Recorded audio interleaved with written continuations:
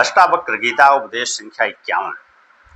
अष्टावक्र गीता का प्रारंभ मुमुक्षु जनक द्वारा पूछे गए 3 प्रश्नों से होता है कि ज्ञान कैसे होता है, मुक्ति कैसे होती है, वैराग्य कैसे होता है। संपूर्ण अध्यात्म का सार इन 3 प्रश्नों में समाहित है। आध्यात्मिक उपलब्धि में वैराग्य का होना पहली शर्त है। इससे होता है आत्मज्ञान, एवं आत्मज्ञान से ही मुक्ति होती है, जो जीव की सर्वोपरि स्थिति है। जनक ने 3 प्रश्नों का समाधान अष्टावक्र जी ने 3 वाक्यों में कर दिया है। ओम उपदेश सुनते सुनते ही जनक को वही आत्मानुभूति हो गई। कैसा अनूठा दृष्टांत रहा होगा, वह जनक की कितनी पात्रता रही होगी, इसका अंदाजा इससे लगाया जा सकता है। सत्य पर इतना शुद्धतम वक्तव्य आज तक कोई नहीं दे पाया। यदि इसे अध्यात्म से निकाल दिया जाए तो आत्मज्ञानी को उस पूर्ण की उपलब्धि कैसे अनुभव होता है, यह जानना ही कठिन हो जाएगा। वेद पुराण उपनिषद भी इसके सामने फीके नजर आते हैं। श्रीमद् भगवत गीता का पात्र अर्जुन विभिन्न प्रकार की मानसिक समस्याओं में उलझा है। उनकी न ज्ञान प्राप्त करने की इच्छा है, न उसमें कर्तव्य बोध है। वह क्षत्रिय है, युद्ध क्षेत्र में खड़ा है।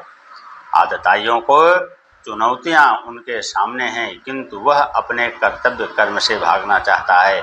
झूठी तर्क संगति देता है, कभी पुण्य पाप की, कभी स्वर्ग नरक की, कभी संन्यास की बातें करता है, किंतु न उसमें कर्तव्य बोध है, न गुरु के प्रति निष्ठा।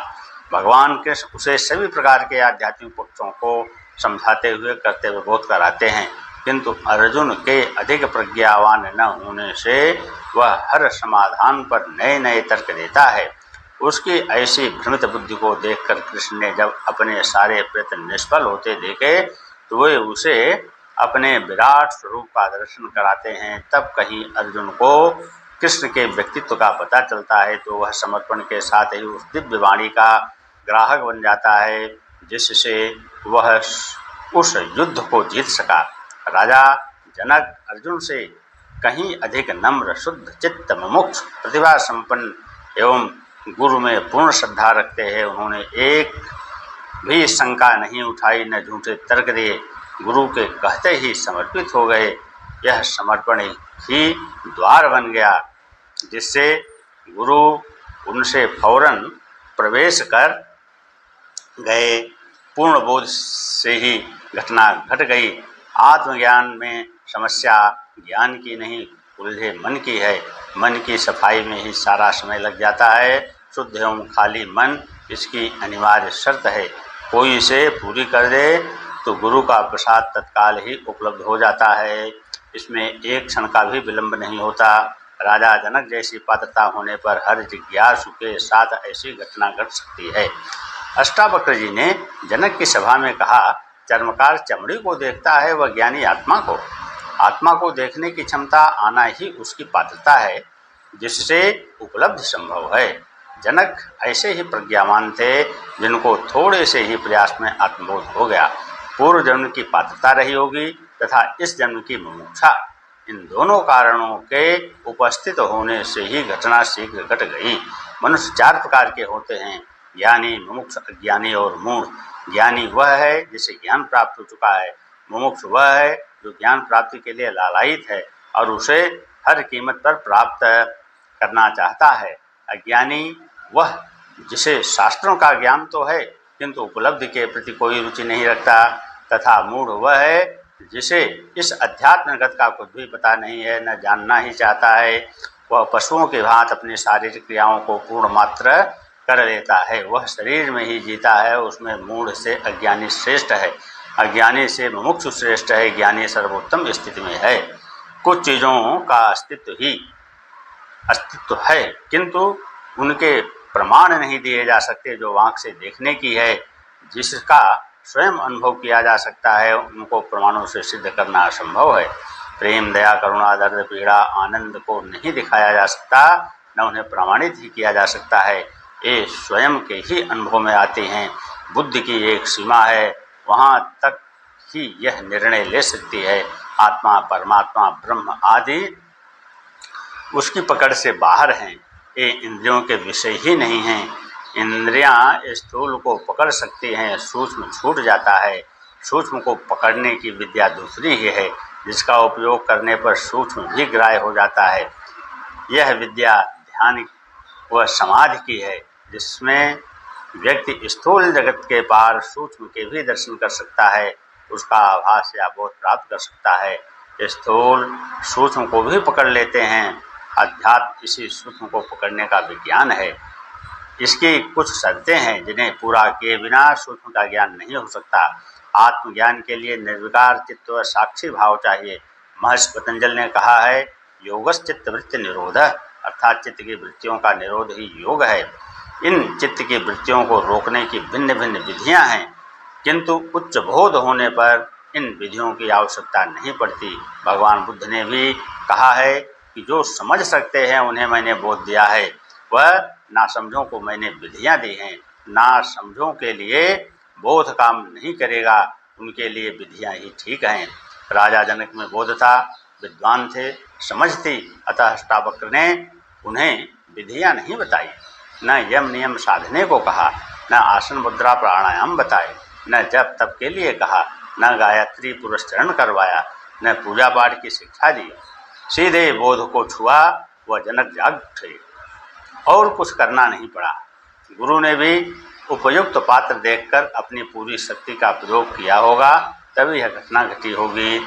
अष्टावक्र जी का ज्ञान प्राप्ति हेतु मात्र इतना ही कहना था कि आत्मज्ञान के लिए कुछ करना नहीं है, क्रिया मात्र बंधन है। क्रिया के साथ तो फल की आकांक्षा सदा लगी रहती है, इसके लिए अपेक्षाएं जुड़ी रहती हैं, यही मुक्ति में बाधा बन जाती है।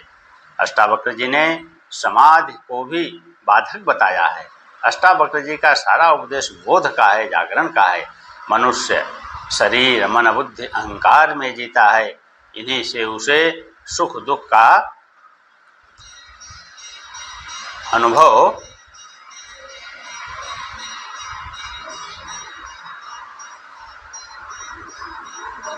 होता है। काम क्रोध लोभ मोह आदि इन्हीं से जुड़े हैं, इन्हीं के कारण वह भोगों में रुचि लेता है। जीवन जीने में कोई समस्या नहीं है, किंतु उसने अपने दृष्टिकोण ने ही उसे समस्या बना दिया है। जैसे मकड़ी स्वयं जाला बुनती है, वह स्वयं ही उसमें फंस जाती है। ऐसी ही स्थिति जीव की है कि ये सभी बंधन उसके स्वनिर्मित हैं, वह स्वयं ही इनमें उलझ कर रह गया है। किंतु मनुष्य न शरीर है, न मन, न बुद्धि, न अहंकार, वह शुद्ध चैतन्य मात्र है। शरीरस्थ यह चैतन्य ही आत्मा है, वह विश्व की समस्त आत्माओं का एकत्व भाव ही ब्रह्म है। दोनों ही अभिन्न हैं। यह चैतन्य न करता है, न भोगता, न इसका बंधन है, न मोक्ष। यह सबका साक्षी निर्विकार निरंजन क्रिया रहित एवं स्वयं प्रकाश है। यह समस्त सृष्टि में व्याप्त है, वह समस्त सृष्टि इसमें व्याप्त है। सृष्टि का मूल आधार ही यह चैतन्य है। सृष्टि इसी चैतन्य की अभिव्यक्ति मात्र है। सृष्टि अनित्य है, यह चैतन्य शाश्वत व नित्य है। ऐसे चैतन्य का बोध हो जाना ही मुक्ति है। इसी मुक्ति के लिए अष्टावक्र जी का कहना है कि इन सांसारिक विषयों के प्रति जो तुम्हारी आसक्ति है, उसे विष के समान छोड़ दो तथा स्वयं को वही शुद्ध चैतन्य आत्मा मानकर उसमें निष्ठापूर्वक स्थित हो जाओ। यही है वैराग्य ज्ञान व मुक्ति का रहस्य। अष्टावक्र जी ने सारे अध्यात्म का रहस्य मात्र 3 सूत्रों में खोल करके रख दिया है। यह गुरु की महत्ता है, वह शिष्य की पात्रता कि उसे जनक ने उसी क्षण ग्रहण कर लिया। न कोई तर्क वितर्क किया, न शंका प्रकट की, न अविश्वास, न अपने बुद्धि व शास्त्रीय ज्ञान के बीच में अड़ाया। पूर्ण श्रद्धा से इन सूत्रों को अमृत के समान पी गए। इस कथन के उपरांत अष्टावक्र जी मन अहंकार शरीर चैतन्य आत्मा की थोड़ी सी व्याख्या मात्र देते हैं, जिससे ये तथ्य जनक को ग्राह्य हो जाएं। इतने कम श्रम से जनक को पूर्ण आत्मबोध हो गया था, वे उसकी अभिव्यक्ति देने लगे। अष्टावक्र जी को विश्वास हो गया कि इसे आत्मबोध तो हो चुका है, किंतु उसे और सुदृढ़ बनाने के लिए जनक की परीक्षा हेतु उनसे अनेक प्रश्न करते हैं। जनक इस परीक्षा में खरे उतरते हैं। कितना अद्भुत व्यक्ति रहे होंगे जनक भी। कहा जाता है कि राई की ओट में पर्वत छिपा होता है, किंतु उस राई की ओट को भी कोई सद्गुरु ही हटा सकता है। यह पर्दा आत्मा पर नहीं हमारे दृश्य पर पड़ा होता है। आत्मा तो निर्वस्त्र है, प्रत्यक्ष है, सामने है, देखने की क्षमता मात्र आनी चाहिए। सद्गुरु दृष्टि या बोध देकर उसे पर्दे को हटा भर देता है। शिष्य के ज्ञान के लिए गुरु की उपस्थित मात्र पर्याप्त है, जिससे घटना घटती है। कबीर, मीरा, विवेकानंद, भर्तृहरि आदि अनेकों उदाहरण हैं जो यह प्रमाणित करते हैं कि आत्मज्ञान में गुरु की क्या अनिवार्यता है। इसलिए आध्यात्मिक उपलब्धि में गुरु का महत्व सर्वोपरि है। गुरु ईश्वर का ही प्रतिरूप होता है, वही ईश्वर का साकार अवतार है। ईश्वर भी गुरु के माध्यम से ही सहायता करता है।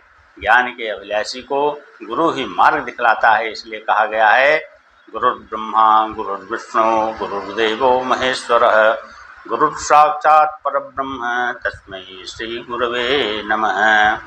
किंतु उपलब्धि स्वयं की पात्रता के बिना नहीं होता। शिष्य की पात्रता के लिए आवश्यक है उसकी प्रज्ञा, श्रद्धा, समर्पण का भाव। योग वासिष्ठ में कहा गया है, शिष्य की विशुद्ध प्रज्ञा ही तत्व साक्षात्कार का कारण है। महर्षि विश्वामित्र ने भी कहा है, गुरु वाक्य से जो तत्व ज्ञान प्राप्त होता है उसका कारण शिष्य की प्रज्ञा ही है। ऐसी प्रज्ञा अनेकों जन्मों के सुकृत्यों के फल से प्राप्त होती है।